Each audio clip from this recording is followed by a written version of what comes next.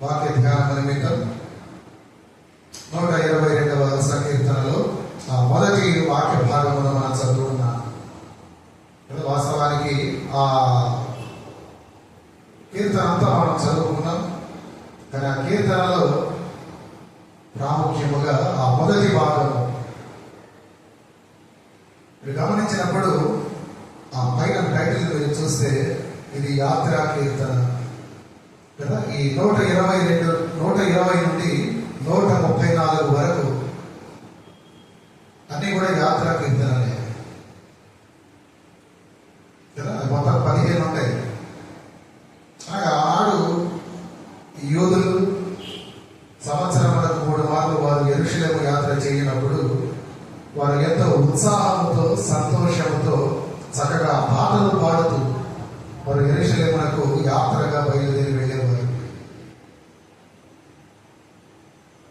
ఒక్కొక్క కీర్తన చక్కటి అర్థముతో పరమార్థముతో ఎన్నో ఆత్మీయ సత్యాలు మనకు తెలుపునటువంటి రీతిలో ఉన్నాయి. అయితే మనం చూసినటువంటి 122వ కీర్తనను మనం ధ్యానించబోతున్నాం. ఆ కీర్తనలో ప్రప్రథమముగా మనకు కనబడుతున్నది యెహోవా మందిరమునకు వెళ్ళుదామని జనులు నాతో పనినప్పుడు నేను సంతోషించుకుని. దావీదు అంటున్నాడు అన్నమాట, యెహోవా మందిరానికి వెళదామని జనులు నాతో అన్నప్పుడు నేను సంతోషించాను. దాన్ని కొంచెం మార్చి రీతిగా మాట్లాడదాం. వాడు సంఘానికి మనం వెళదామన్నప్పుడు ఈ సంఘ సభ్యులు నాతో మాటలు అన్నప్పుడు నేను సంతోషించాను.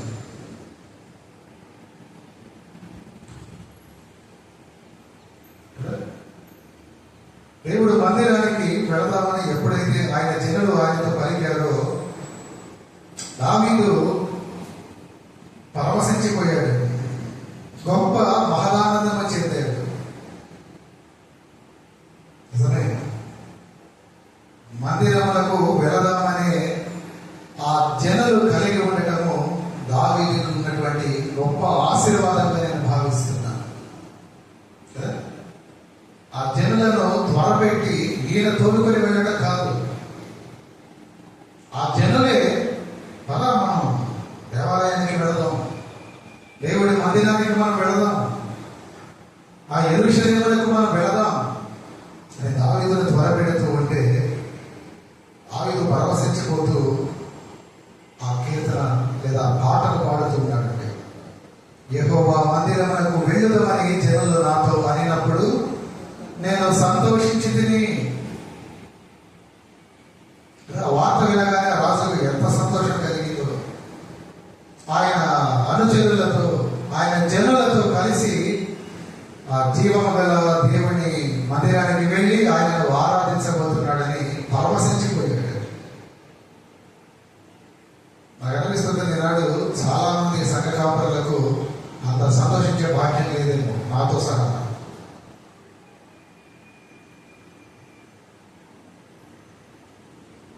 ఈరోజు చాలా మంది చూసినట్లయితే, నేను అన్ని సంఘాల గురించి మాట్లాడాను కానీ అధిక భాగం సంఘాలు వారి జనులను ఆ సంఘములో చూడలేక ఖాళీగా వెలవెలబోతున్నాయి. ఎందుకు మనము సంఘానికి వెళ్ళాలి? ఏముంది సంఘములో? చాలా మందిలో ఈనాడు సాధారణమైనటువంటి ఒక ప్రేరేపణ, అటువంటి ఒక ప్రశ్నను కలుగజేస్తూ దేవుడి బిడ్డలను మందిరానికి రాకుండా కదా దేవుడి జనులను ఆయన సహవాసములకి పోనీయకుండా చేస్తూ ఉన్నాడండి. చూద్దాం, ఈ 122వ సంకీర్తనలో రాయబడి ఉన్న మాటలను అనుసరించి పరిశుద్ధాత్ముడు మనకు ఏ మాటలు తెలపబోతున్నాడు. దావీదు కేవలం రాసు మాత్రమే కాదండి, ఆయన మహారాజు. మనం చాలా తేలికగా ఆలోచన చేయొచ్చు, ఒక రాజుకు ఉన్నటువంటి బాధ్యతలు, ఆయనకు ఉన్నటువంటి షెడ్యూల్ ఎంత బిజీగా ఉంటుందో. ఒక పక్క రాజ్యంలో అంతర్గత పరిపాలన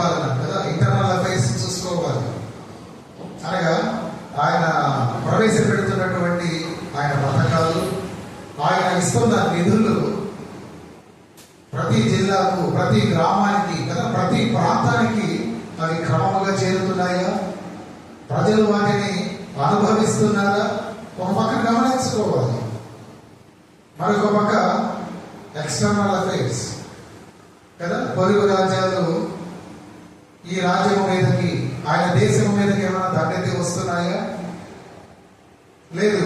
వారితో కలిసి ఏ రీతిగా పనిచేయాలి, ఏ రాజ్యాలను మనకు మిత్రుడిగా మార్చుకోవాలి, అలా మార్చుకోవాలంటే వారితో మనం ఎటువంటి మాటలు నేర్పాలి.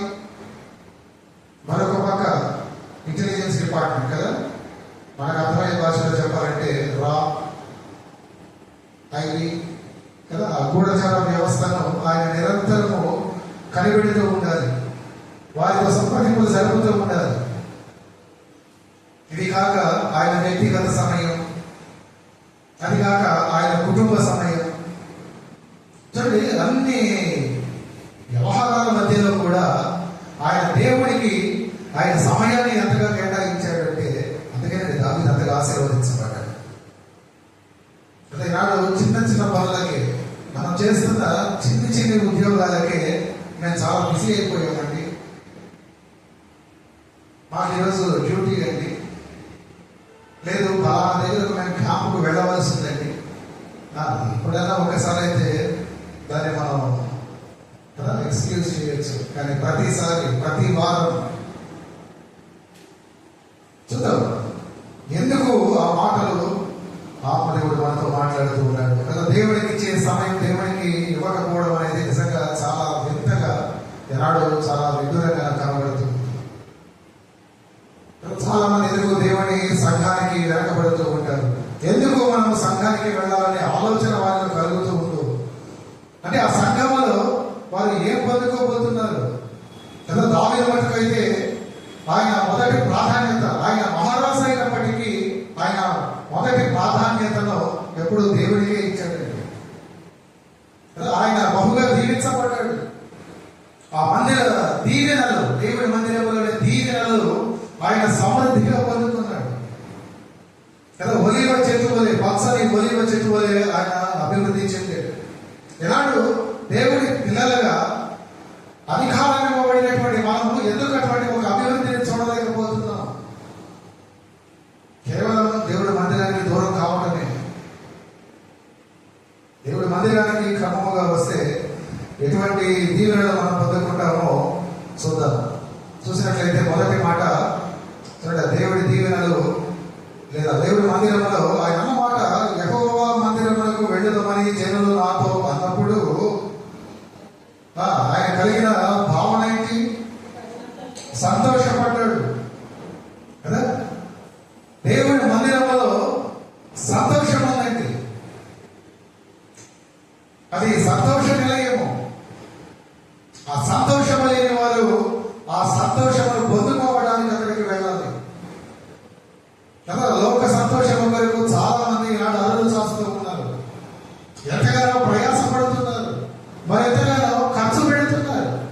కానీ వారందరూ గమనించాలి, ఈ లోకంలో నీవు ఎంత ప్రయాసపడి ఎంత ఖర్చు పెట్టి సంతోషం పొందినా అది తాత్కాలికమే, అది అశాశ్వతమే కదా, శాశ్వతమైనది కాదు. దాని గమ్యం పరలోకం కాదండి. ఇదే కీర్తనకారుడు చూసినప్పుడు 16వ సంకీర్తనలో చదవండి ఒక మాట, 16:11 రాయబడి ఉంటుంది, నీ సన్నిధిలో సంపూర్ణ సంతోషము కలదు అంటాడు. నీ సన్నిధిలో సంపూర్ణ సంతోషము కలదు. కీర్తన 16:11. నీ కుడి చేతిలో నిత్యము సుఖములు కలవు. మాత్రమే కాదు, 84వ సంకీర్తన ఇంకా మీకు అర్థం కావాలంటే ఉదయకాలంలో మనం పాడిన ప్రారంభ పాట, చూడబోలేదా నీ మందిర ఆవరణములను. అనగా దేవుడి మందిరాన్ని చూడాలి, దేవుడి మందిరంలోకి నేను వెళ్ళాలి, ఆయనను నేను ఆరాధించాలి. అది చాలు నా జీవితానికి. ఎంత తహతహలాడిపోతున్నాడో ఆ కీర్తనకారుడు మనకు కనబడుతూ ఉంటాడు. చదవండి తర్వాత 54వ సంకీర్తన, నష్టమే లేదు. తర్వాత చదవండి. దేవుడి మందిరంలో ఎటువంటి అనుభూతిని ఆయన పొందుకుంటున్నాడు, ఏది చూడగలుగుతున్నాడు, ఆయన భావన ఏంటో ఆయన చాలా స్పష్టంగా తెలియపరుస్తూ ఉన్నాడు. దేవుడి సన్నిధిలో సంపూర్ణ సంతోషం ఉందండి. దైవ సన్నిధిలో మాత్రమే దొరికే ఆ పవిత్రమైనటువంటి ఆనందమును దావీదు స్వీకరిస్తున్నాడు. మన పెద్దలు అంటారు కదా, సంతోషం సంతోషం సగం బలం కదా. కానీ దైవిక సంతోషము పరిపూర్ణమైన బలం అండి. ఆ దైవిక సంతోషం నీకు దొరికేది దేవుడి సన్నిధానములోనే. అనగా నీకు దేవుడి మందిరానికి వస్తేనే. చూడండి, అందుకే మీరు దేవుడి మందిరానికి క్రమముగా వచ్చేవాడు ఎంత సంతోషంతో ఉంటారో, వారి సంతోషము వారిని ఎంత బలవంతులుగా మారుస్తుందో. నేను చాలా ఖచ్చితంగా చెబుతున్నా, వారు ఆత్మీయంగా, ఆర్థికంగా, ఆరోగ్యపరంగా ప్రతి విషయంలో వారు బలముగా ఉంటారండి. కారణం వారు దేవుడి మందిరానికి రావడం చేత ఆ మందిరంలోని సంతోషమును, ఆ దేవుడి వలన కలిగే సంతోషము, ఆ దైవిక సంతోషమును వారు పొందుకుంటున్నారు కనుక సంతోషమే సమాధానం. పాటలు పాడుతున్నారు కదా, సంతోషమే సమాధానమే. తర్వాత నీకే తెలియాలి వాడేవాడు. సరే, ఆ సంతోషము మనకు బలమే కాదు, కానీ అది మనకు సమాధానము కూడా. సమాధానంతో ఉన్నవారు మాత్రమే సంతోషించగలరు. ఆలోచన చేయండి, హృదయంలో ఎదుటి వారి మీద ఒక అసూయలో పగలో పెంచుకొని వారు సంతోషంగా ఉండగలరు? వారితో మనం సమాధాన పడినప్పుడు, వారి కంటే ముందు మన దేవుడితో మనం సమాధాన పడినప్పుడు మట్టుకే మనం సంతోషమును చూడగలం, సంతోషముగా ఉండగలం. ఆ సంతోషం నీకు కావాలి అంటే, ఆ సంతోషమును నీవు అనుభవించాలంటే, నీవు క్రమముగా దేవుడి మందిరానికి రావాలంటే, క్రమముగా. ఏదో మనకు కుదిరినప్పుడు లేదా మనకు సెలవైనప్పుడు కాదు. మన యేసు దగ్గర మనకు ఆ సంతోషం ఉంది. భక్తుడు అన్న మాట, దాన్ని పొందుకోవడానికి మందిరానికి వెళుతున్నాము. అరిటిగా మందిరానికి వెళ్దామన్నప్పుడు నేను చాలా సంతోషపడుతున్నాను. దావీదు ఎంతో నమ్రతతో, అదే వినయముతో ఆ మాట పలుకుతున్నాడు. ఆ దేవుడి సన్నిధిలో సంతోషం ఉంది. ఆ సంతోషం నేను పొందుకోబోతున్నా, ఎందుకంటే నేను ఆ మందిరానికి వెళ్ళబోతున్నాను కనుక. రెండవది, దేవుడి మందిరంలో ఇంకేముంది? 4వ వచనాన్ని చదవండి. ఇశ్రాయేలీయులకు నియమింపబడిన శాసనమును బట్టి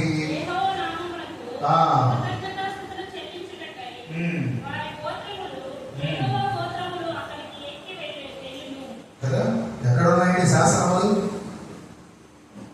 చదవండి. 2లో యెరూషలేమా కదా, 3లో చదవండి. యెరూషలేమా కదా, యెరూషలేములో ఉన్నాయి.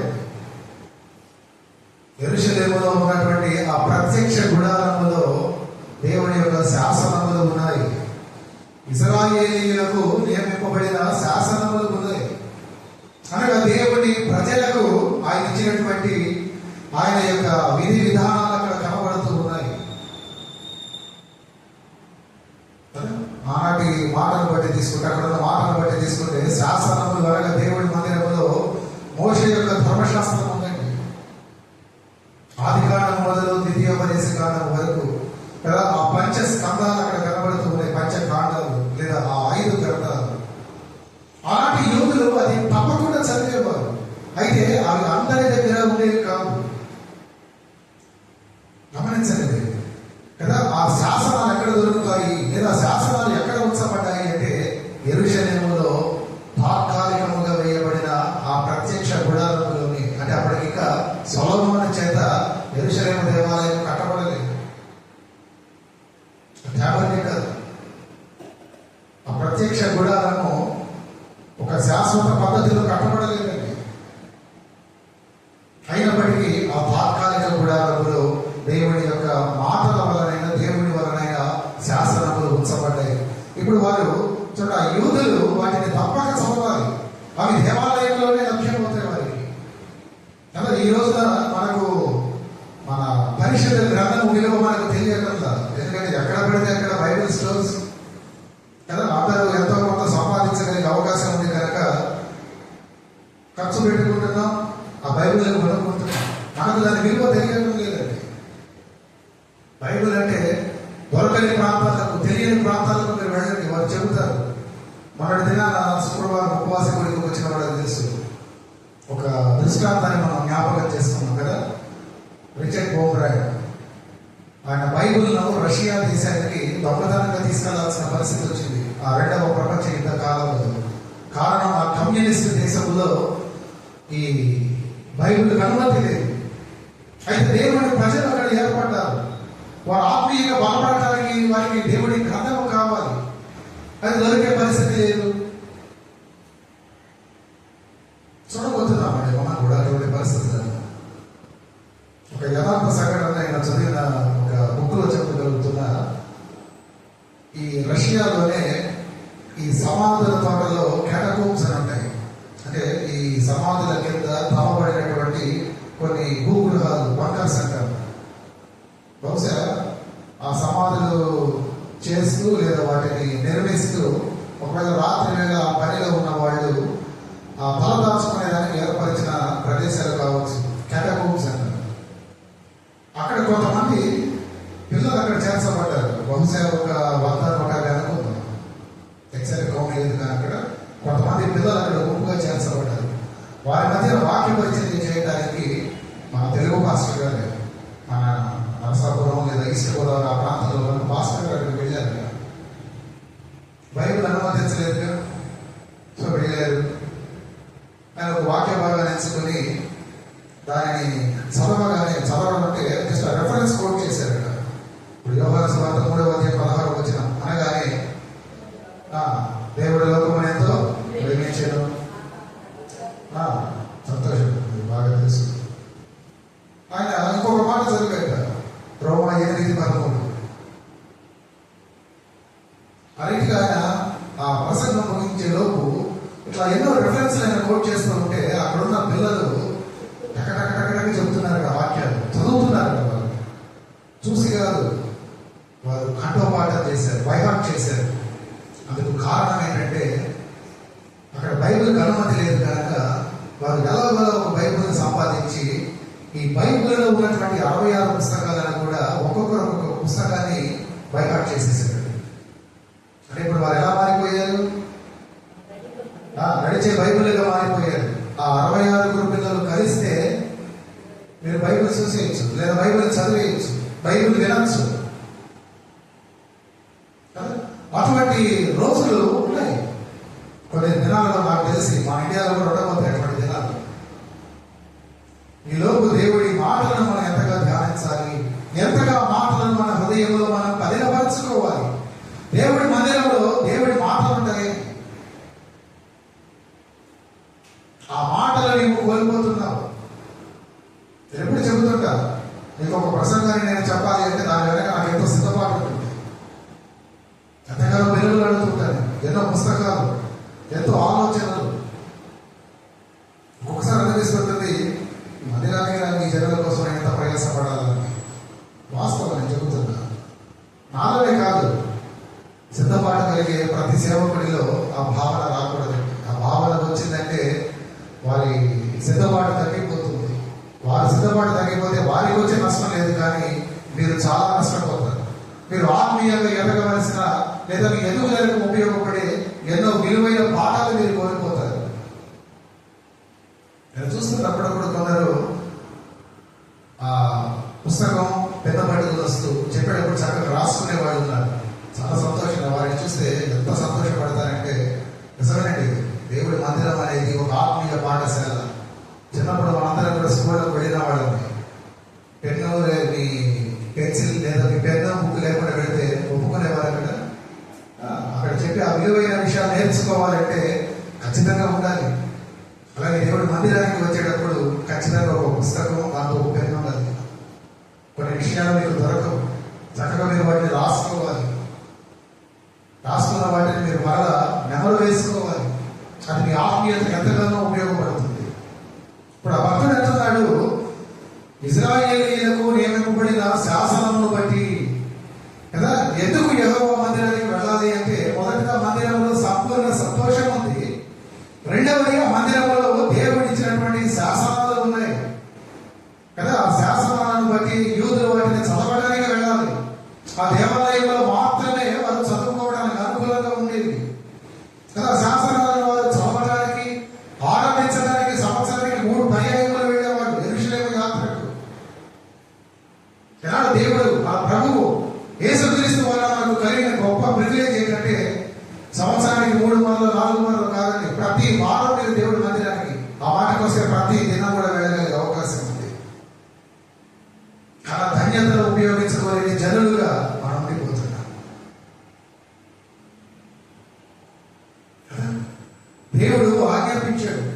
చూడండి, కొందరు భక్తులు దేవుడి మాటల గురించి వారు ఎంత త్యాగతలంగా పలిగారంటే, ఇదే కీర్తన గ్రంథంలో చూడండి, 19వ సంకీర్తన 10వ వచనంలో కీర్తనకారుడు అంటాడు,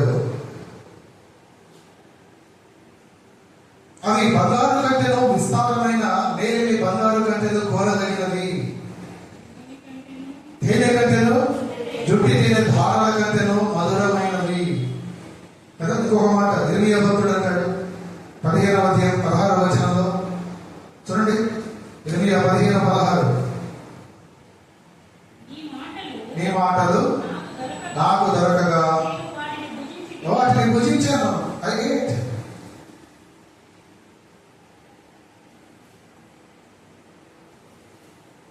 యెహెజ్కేలు గ్రంథం 3వ అధ్యాయం చూడండి, 3వ అధ్యాయం 1వ వచనం, మరియు సెలవించెను, నరపుత్రుడా, నీకు కనబడిన దానిని భక్షించుము, ఈ గ్రంథమును భక్షించి ఇశ్రాయేలీయులు ఎత్తుకుపోయి వారికి ప్రకటన చేయుము.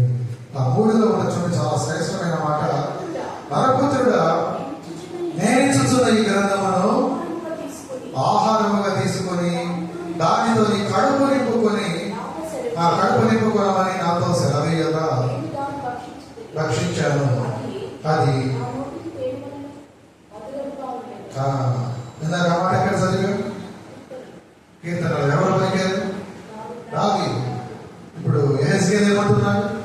అదే మాట. ఆ మాట నేను భుజించాను, అవి చాలా మధురంగా ఉన్నాయి, జుట్టి తేనె కంటే చాలా తీయగా ఉన్నాయి. దేవుడి మాటలు భుజించే వాళ్ళకే తెలుస్తుంది. ఒక భక్తుడు అంటే ఏదో అన్నాడులే అనుకోవచ్చు, కానీ ఇంకొక భక్తుడు కూడా మాట అన్నాడు అంటే చూడండి, వారిద్దరూ వేరు వేరు కాలాలకు చెందిన వారు, వేరు వేరు ప్రాంతాలు, వేరు వేరు ప్రొఫెషన్స్ కదా. ఒకరు రాజు, ఒకరు ప్రవక్త, కానీ వారి ఇరువురు పలికిన మాట ఒకటిగా ఉంది. ఆ మాటలు చుట్టి తేనె కంటే కూడా మధురమైనవి. ఎందుకంటే ఆ మాటలు నేను తిన్నాను. అయ్యే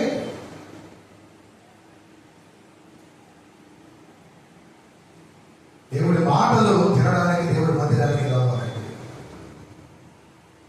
దేవుడి మాటలు దేవుడి మందిరంలో తప్ప మీరు అనుకోవచ్చు, మేము ఇళ్ళ దగ్గర చదువుకుంటాం కదా మాస్టర్ గారు బైబిల్, మరి అప్పుడు మాకు ఉండదా? ఉంటుంది. మీరు మనసు పెట్టి చదివితే ఎక్కడైనా ఉంటుంది. కానీ దేవుడి మందిరంలో ఆయన సన్నిధిలో ఆయన ఎదుట చదివితే, ఆయన ఏర్పరచుకున్న జనుల మాటలు మీరు వెల్లడి చేస్తూ ఉంటే ఆ మధురానుభూతి అది నిజముగా విన్న వారికే తెలుస్తుంది.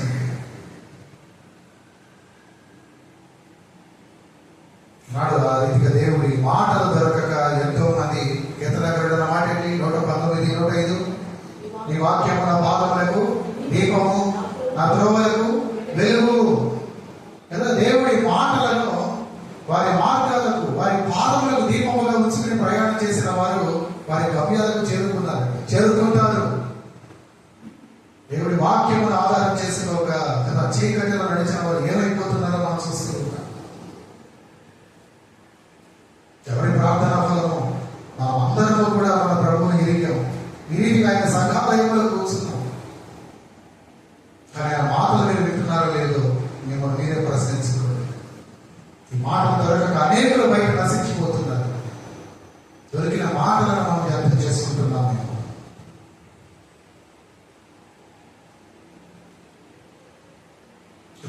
మొదటి మొదటిది దేవుడి మందిరంలో సంపూర్ణ సంతోషము, రెండవది దేవుడి మందిరంలో శాసనము, మూడవది దేవుడి మందిరంలో 5వ వచనాన్ని చదవండి.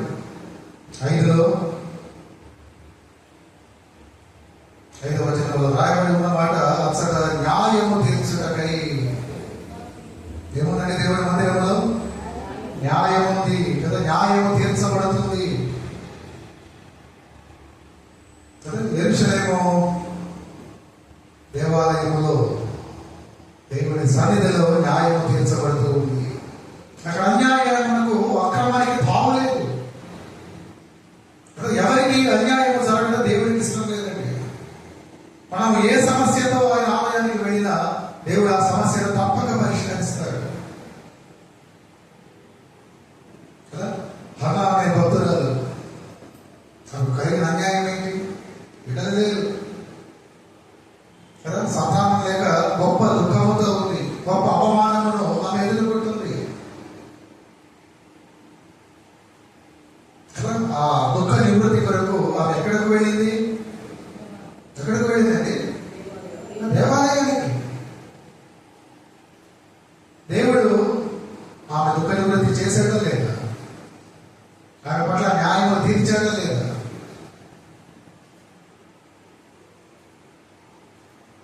పరిసయ్యుడు ఒక సుఖరి ప్రభువు సన్నిధిలో కదా ప్రార్థించడానికి వెళ్ళారు. ఎవరండి వారిలో నీతిమంతుడిగా తీర్చబడింది? సుఖరి కదా. ప్రభువు వారిరువురిలో న్యాయం తీర్చాడు. ఎవరు నీతిమంతుడు, ఎవరు అనీతిమంతుడు? ఒకనాడు మనమందరము కూడా ఆయన రాకడలో ఆ ధవళ సింహాసనం ఎదుర్కోవాలి. చదవండి ప్రకటన 20:11. ప్రకటన గ్రంథం 20:11 వచ్చిన చదవండి. మరియు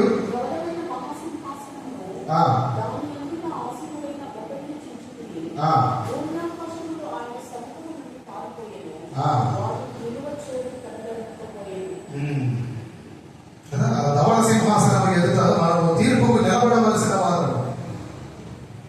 ఆ రోజున నీవు వ్యాజ్యమాడడానికి అవకాశం లేదు. దానికంటే ఆయన సంఘాలయానికి వచ్చి ఆయన సన్నిధిలో ఆయన పాదపీఠం దగ్గర ఆ న్యాయాధిపతి దగ్గర నీవు కనుక నీ న్యాయం వెతుకుంటే నీకు సరి చేసుకునే అవకాశం ఇస్తాడు.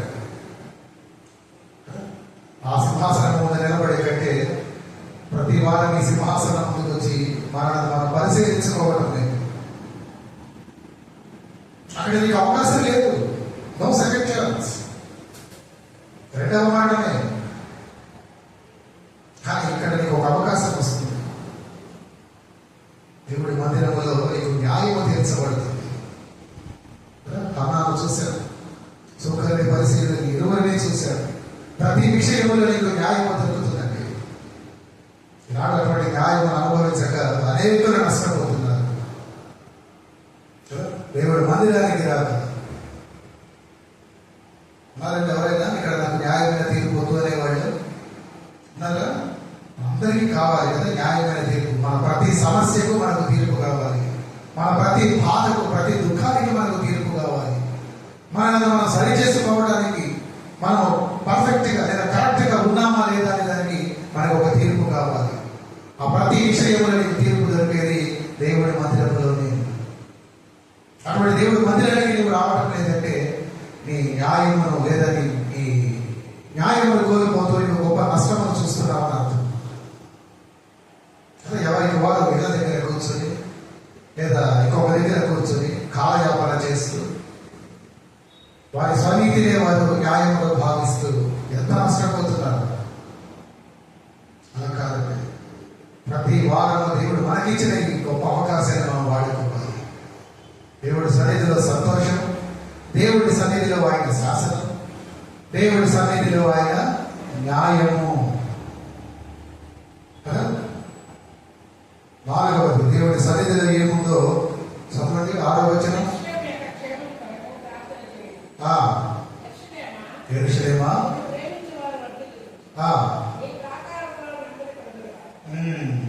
ఏముందండి? నీ ప్రాకారములలో నెమ్మది. ఏంటి ప్రాకారం అంటే? గోడలు కదా.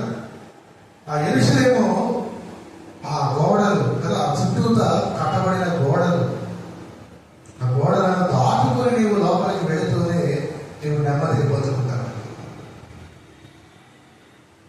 ఇది యెరూషలేము దేవాలయాన్ని గురించినటువంటి సంఘటన. ఆ దేవుడి ప్రాకారములలో నెమ్మది ఉంది.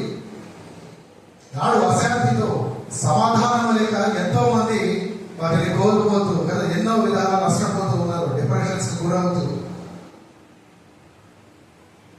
ఒక విధంగా చూస్తే మీరు అక్కడ భౌగోళికంగా ఈ యెరూషలేములో అది ఒక ఎత్తైన ప్రదేశం. ఆ పర్వతం మీద దేవాలయం కట్టబడింది కదా. ఆ మందిరము చూడండి, అది ఇశ్రాయేలీయులకు కేవలం ఒక క్యాపిటల్ గా, రాజధానిగా మాత్రమే కాదు, కానీ ఆధ్యాత్మిక రాజధానిగా, ఆధ్యాత్మిక కేంద్రంగా ఉండాలని దావీదు ఇష్టపడుతూ ఉన్నాడు కదా. యెరూషలేమా నిన్ను ప్రేమించు వారు వర్ధిల్లుదురు అనగా అది పరిపాలనకు, ఆరాధనకు ఒక గొప్ప క్షేత్రముగా ఉండాలని దావీదు యొక్క కోరిక. ఆయన యథార్థమైన పాలనలో నిజంగా ప్రజలు 40 సంవత్సరాలు అటువంటి చక్కని సమాధానం పొందుకున్నారు. చూస్తే నాడు చాలా మంది కదా దుష్టులకు నెమ్మది ఉంటుందా? ఉండదు కదా. రక్షణ లేని వారికి నిద్ర పడుతుందా? పట్టదు. నెమ్మది ఉండదు కదా. వారికి నెమ్మది మాత్రమే కాదండి, వారిని బట్టి నేను అంటాను, ఇతరులకు కూడా నెమ్మది ఉండదు. కొంత అవగాహన చేసుకోవచ్చు కదా. మన కుటుంబంలో ప్రభు దగ్గరకు రాక, రక్షణ పొందక మన కొడుకులు లేదా మన భర్తలు చేసే కొన్ని ఆగడాలు కదా, అది వారికే కాదు మనకి నెమ్మది లేకుండా ఉంటుంది. అతల్య, ఎవరంటే అతల్య? రాజుల 2వ గ్రంథంలో ఉంటుంది, దినవృత్తాంతంలో చూస్తాం. ఆహాబుకు, యెజెబెలుకు కుమార్తె. యెజెబెలు యొక్క దుర్మార్గం అంతటిని కూడా కొరికి పుచ్చుకున్న ఆమె కథ కుమార్తె అతల్య రాణి. ఆమె పరిపాలనలో ఇశ్రాయేలీయులకు నెమ్మది లేదండి. రాజుల 2వ గ్రంథం 9వ అధ్యాయంలో అనుకుంటే మాటలు ఉంటాయి. దేవుడి సన్నిధిని పొందుకొని వారికి శరీరధారిగా ఉన్న దినాలలో సర్వ మానవాళిని ఉద్దేశించి మన ప్రభువు పలికిన మాట మత్తయి సువార్త 11:28, ప్రయాసపడి భారము వస్తున్నారు మీరు, ఓ జనులారా నా యొద్దకు రండి, రండి మీరు, నేను మీకు విశ్రాంతిని ఇస్తాను. దేవుడు ఎక్కడున్నాడండి? సంఘము ఏంటండి? సంఘము క్రీస్తు. ఇప్పుడు ప్రభువు నిన్ను పిలుస్తున్నాడు అంటే నువ్వు ఎక్కడికి రావాలి? సంఘానికి రావాలి కదా. నీవు సంఘానికి తప్ప ఎక్కడెక్కడికో వెళ్ళి నేను శాంతిని పొందుకుంటా, సమాధానాన్ని పొందుకుంటానంటే నీవు పొందుకోలేవు. నీకు సమాధానం కావాలంటే, నీ బ్రతుకు సుఖశాంతులతో ముందుకు కొనసాగాలంటే నీవు మందిరానికి రావాలి. ప్రభు పిలుస్తున్నాడు, పిలుపునిచ్చాడండి మానవాడి అంతటికి. ఏ కుల మత వయోభేదం లేకుండా. ఇంగ్లీష్లో మాట చాలా బాగుంటుంది, come O you all, come C for children, O for old age, M have for middle age, E for everyone. మీరు బాలులు కావచ్చు, వృద్ధులు కావచ్చు, నడి వయసు వారు కావచ్చు, అందరూ నా యొద్దకు రండి, నేను మీకు విశ్రాంతిని ఇస్తాను. అతల్య మరణించిన తర్వాత ఇశ్రాయేలీయులకు నెమ్మది కలిగినట్లుగా లేఖనాలు చెబుతూ ఉంటాయి. మన గ్రంథం చెబుతూ ఉంది. దేవుని సన్నిధిలో, ఆ ఇంటిలో కదా మనం ఆ నెమ్మదిని పొందుకుంటాం. కానీ కొన్ని సంఘాలను చూస్తే బాధ కలుగుతుంది. ఎట్లా ఉన్నాయండి సంఘాలు ఈరోజు కదా? కొన్ని సంఘాలకు వస్తే ఉన్న నెమ్మది పోతుంది కదా. చెప్పండి, పర్వాలేదు, మీరు వెళ్తుంటారు అప్పుడప్పుడు బయట సంఘాలకు చూస్తుంటాం కదా. కొన్ని సంఘాలకు వెళితే మనకి ఉన్న నెమ్మది పోతుంది, ఉన్న సమాధానం పోతుంది. కారణం ఈనాడు సంఘాలలో ఎన్నో కుట్రలు, కుతంత్రాలు, రాజకీయాలు కదా, ఎత్తుకు పై ఎత్తులు నడుస్తూ ఉంటాయి. అంటే దాని అర్థం సంఘంలో ప్రార్థన కరువైపోయి, వాక్యం కరువైపోయి కదా, సంఘ సహవాసం కరువైపోయి, సహోదర ప్రేమ కరువైపోయి, సహకారం కరువైపోయి, సువార్త సేవ కరువైపోయి, ఇవన్నీ ప్రబలిపోతున్నాయి. దేవుడు మందిరానికి రంగాలి. అందుకే పౌలు మహాశయుడు అంటాడు కొలసీయులకు రాసిన పత్రికలో 3వ అధ్యాయం 12వ వచనంలో కొన్ని మాటలు అంటాడు ఆయన. చూడండి, చాలా శ్రేష్టమైన మాటలు. కొలసీలో ఉన్న సంఘాన్ని ఆయన సూచన కాదు కానీ ఆజ్ఞాపిస్తున్నాడు ఆ మాటలతో. కాగా దేవుడి చేత ఏర్పరచబడిన పరిశుద్ధులను, ఎవరండి వారు? మనమే. మనల్ని ఉద్దేశించి ఆయన అంటున్నాడు, చదవండి, మీరు జాలిగల మనస్సును, దయాళుత్వమును, వినయమును, సాత్వికమును, దీర్ఘశాంతమును ధరించుకోండి. ఎవడైనా తనకు హాని చేశానని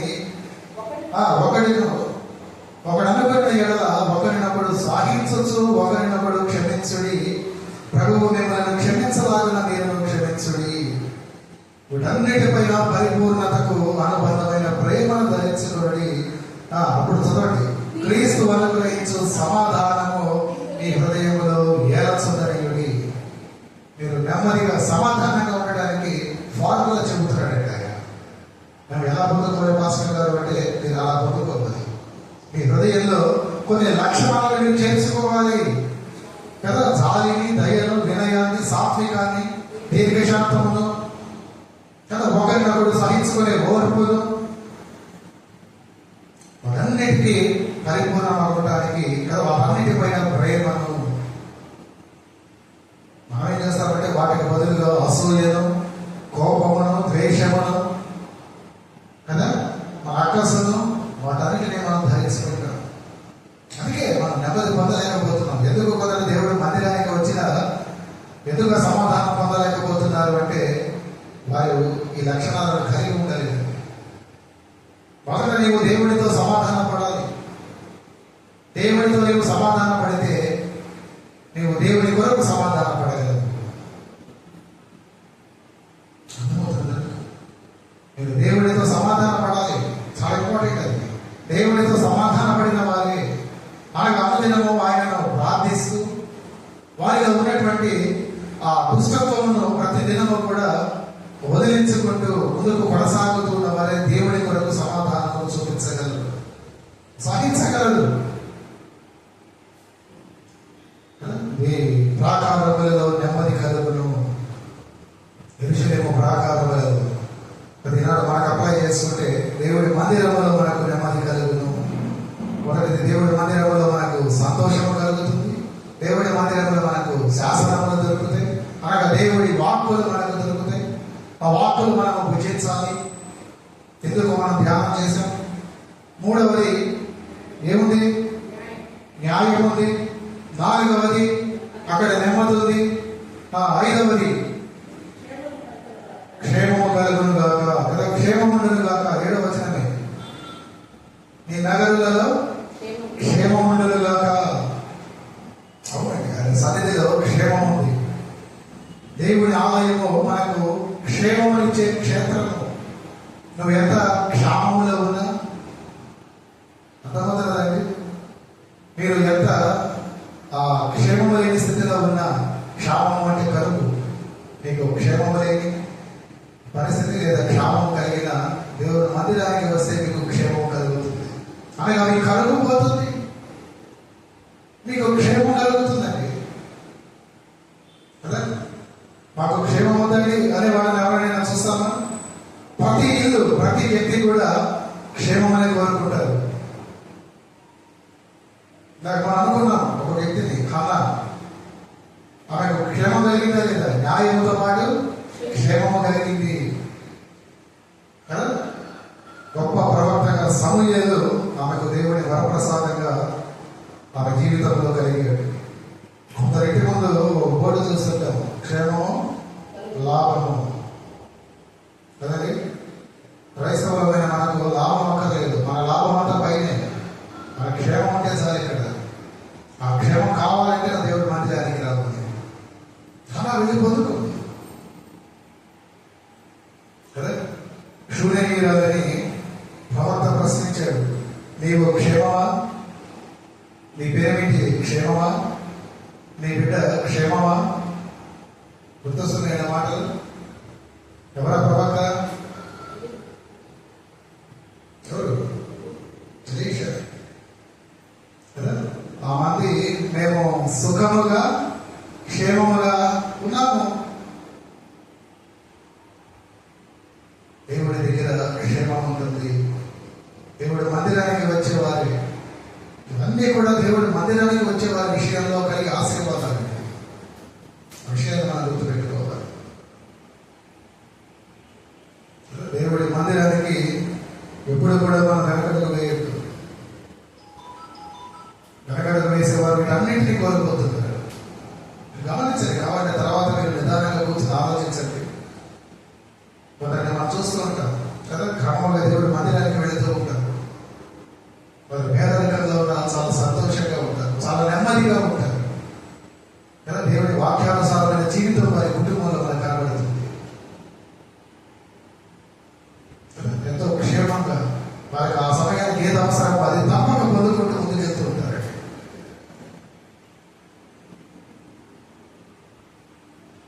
అలా దేవుడి మందిరానికి మనం మన రీతిగా వెళుతున్నామో లేదు.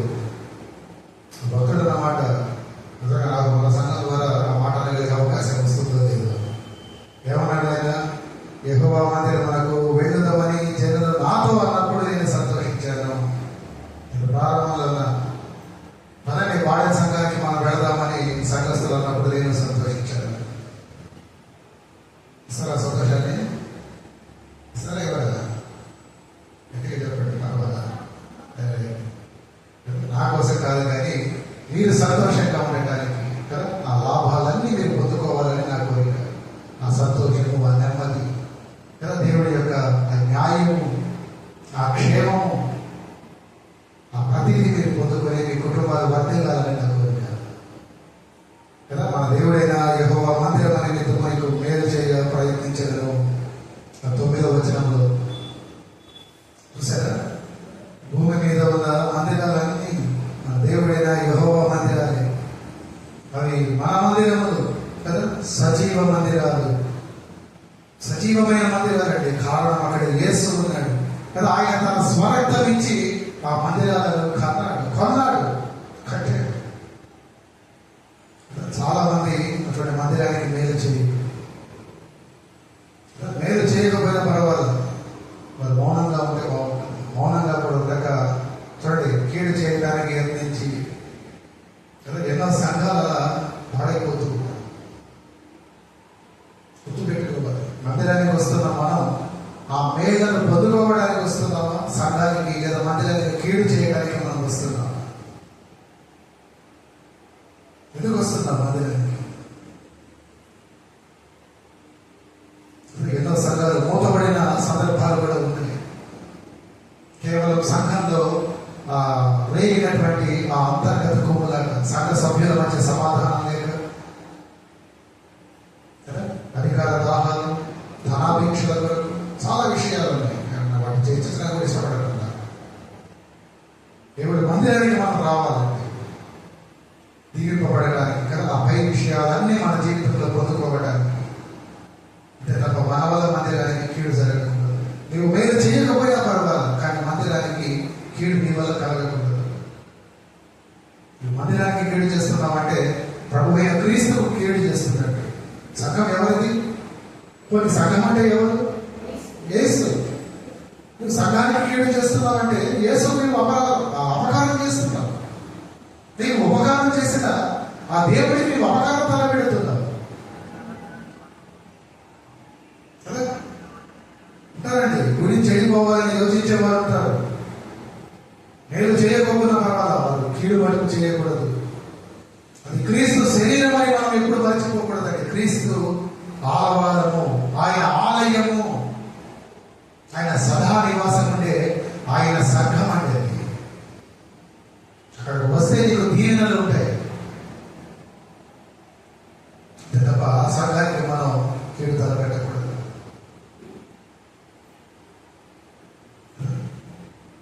మన హృదయం ఎప్పుడైతే దేవునికి దగ్గరగా ఉంటుందో దేవాలయం ఎంత దూరంగా ఉన్నా మనం వెళతాం. కానీ ఎప్పుడైతే మన హృదయం దేవుడికి దూరంగా ఉంటుందో దేవుడి మందిరం నీ వీధిలోనే నీ పక్కనే ఉన్నా నువ్వు వెళ్ళబట్టే. మీరు గమనించుకోండి, దేవుడి మందిరం పక్కనే ఉన్న వాళ్ళు రావటం లేదు అంటే వారందరూ దేవుడికి దూరంగా ఉన్నారు. కానీ దేవుడికి దగ్గరగా ఉన్నవారు మందిరం ఎంత దూరమైనా ఎంతో ప్రయాసపడి వెళుతూ ఉంటారు.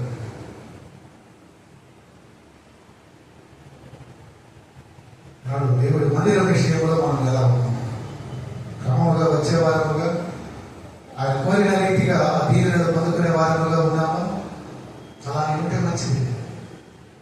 అలా కాక ఏ ఉద్దేశంలోనే వస్తున్నాం మనల్ని మనం యోచించుకుంటాం.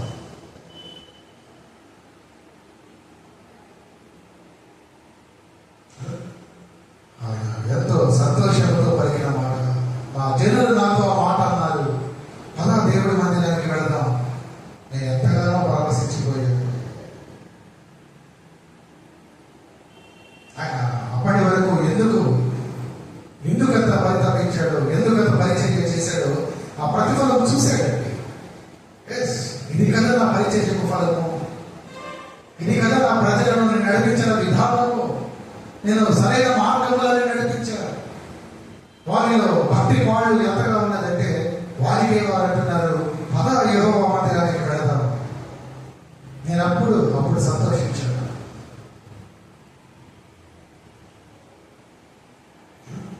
సంతోషము దేవుడి సన్నిధిలో ఉన్నటువంటి ఆ శాసనములు లేదా ఆయన మాటలు,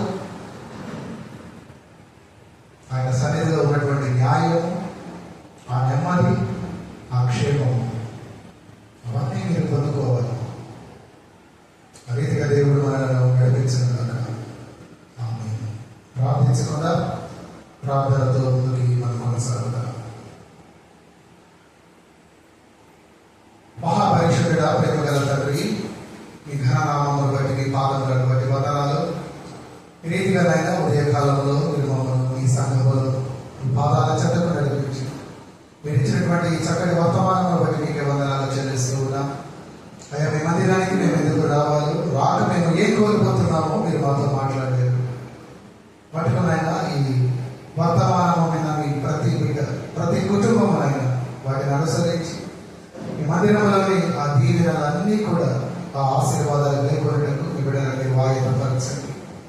కడవరకులో కూడా ఆయన క్రమముగా వారు మీ మందిరానికి నడుస్తుంది. మీ మందిర విషయంలో ఆయన వారు మేలు చేయ యత్నించగలరు. దేవా, మీరు వారి హృదయాలు మీరు ప్రేరేపించండి. వాటి రీతిగా మీరు ప్రతి కుటుంబాన్ని దర్శించబోతున్నందుకు మీకే వందనాలు చెల్లిస్తూ రాని వారి సహితము ఆయన మరి యొక్క పర్యము ఈ రీతిగా మీ మందిరానికి నడిచి మీ మాటలు వేయవచ్చు. మీ మాటలతో పాటు మీ మందిరంలోని సమస్త దీవులు వారు పొందుకునేలాగా సహాయం దయచేయమని యేసు నామమున మిక్కిలి వినయముతో ప్రార్థిస్తున్నాము తండ్రి. ఆమేన్.